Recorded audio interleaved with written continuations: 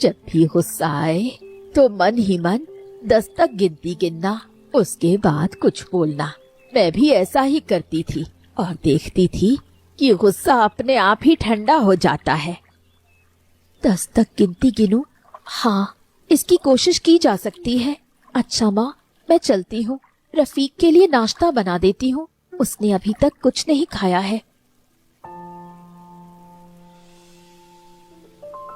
रफीक, कल सारा दिन कहाँ था?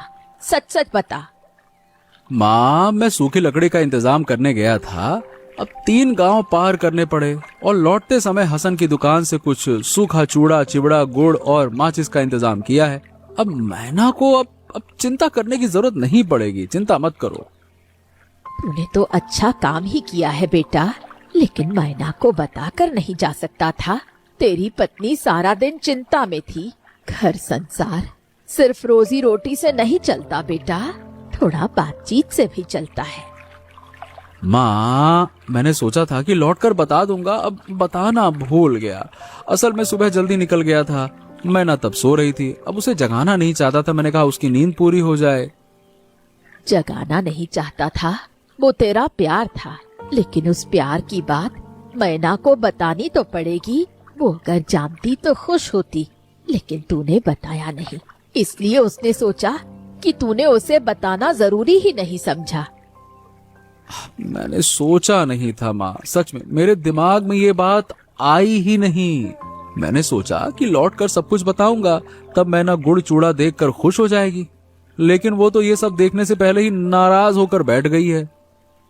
नाराजगी नहीं बेटा, शिकवा है। दोनों में फर्क होता है। मैना नाराज नहीं हुई है, उसने शिकवा किया है, और शिकवा इंसान तभी करता है जब वो प्यार करता है। तुम सही कहती हो माँ, मुझसे ही गलती हुई है। मैं मैना से अभी बात करता हूँ। ठीक, बात करता हूँ मैं।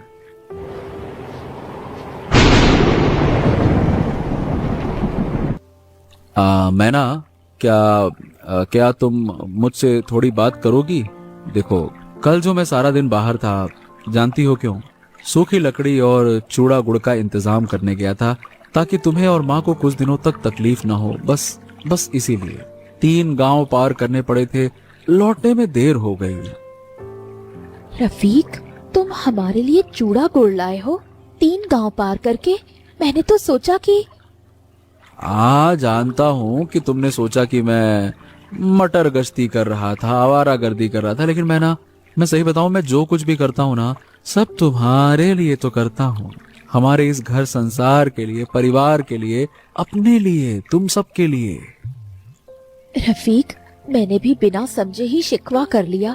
तुम परिवार के लिए इतनी मेहनत कर रहे हो और मैंने सोचा कि तुम हमारे बारे में सोचते ही नहीं। मैंने गलत सोचा, मुझे भी माफ कर दो। मैं तुमसे वादा करता हूँ, इसके बाद से कहीं भी जाऊंगा तो पहले बता कर जाऊंगा।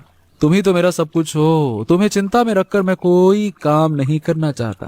अगर तुम ही ठीक से नहीं रहोगी तो मेरे किसी भी काम का कोई मतलब नहीं।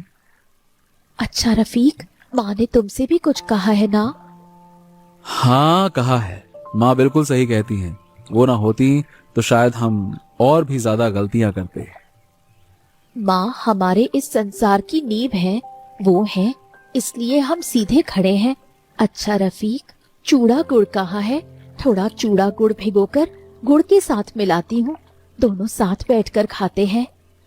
नाव में है, रुको लाता हूँ, तुम बैठो।